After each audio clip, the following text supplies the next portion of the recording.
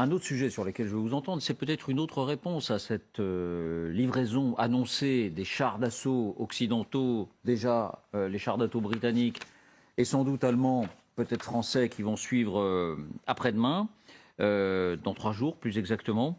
C'est le Poséidon.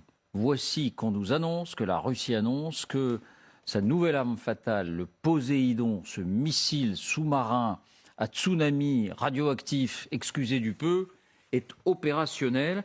Alors c'est un peu la dernière pièce du musée de l'Apocalypse qui s'enrichit régulièrement et qui est affiché par Moscou comme ça. Il y a eu le missile hypersonique. Il n'est pas là, le missile hypersonique Avant-Garde, si je ne m'abuse. L'intercontinental Sarmat, le missile Tchernobyl volant, comme on l'a annoncé, à chaque fois, une inventivité extraordinaire pour trouver des noms.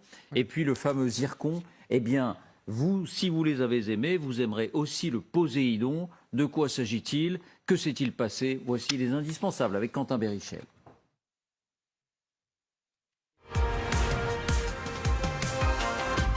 Bonsoir Quentin. Bonsoir David, bonsoir à tous. Donc ce Poséidon serait fin prêt. Qui le dit? Eh bien, c'est l'agence de presse russe TASS pro-Kremlin qui l'a annoncé hier.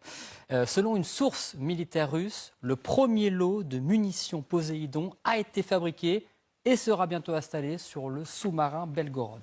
Alors, qu'est-ce que le Poséidon? Eh bien, le voici, David, appelé également par Moscou l'arme de l'apocalypse. C'est la seule image qui existe aujourd'hui de ce missile. Poséidon fait partie de ces armes dites inarrêtables par Vladimir Poutine.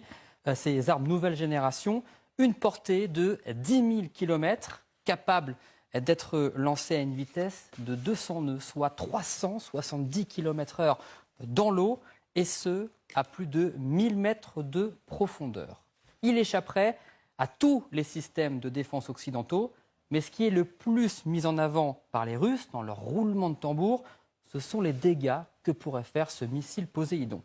Si l'on en croit les démonstrations appuyées de la télévision d'État russe, regardées hier de manière d'ailleurs assez lugubre à grands coups d'images de synthèse, le Poséidon est capable de déclencher un gigantesque tsunami avec des vagues, regardez, de plusieurs centaines de mètres qui submergeraient par exemple toute la Grande-Bretagne. Le nuage radioactif également s'étendrait à plusieurs centaines de kilomètres jusqu'aux côtes françaises. De toute évidence, la télévision d'État russe joue la surenchère dans la terreur nucléaire pour tenter d'effrayer les opinions publiques occidentales. Cela dit, rien, à part l'annonce de l'agence de presse russe TASS, ne confirme si le Poséidon existe bel et bien et s'il est vraiment prêt au combat. Faut-il exclure un effet d'annonce? Je vous laisse en juger. Restez avec nous, Quentin, on s'interrompt un instant.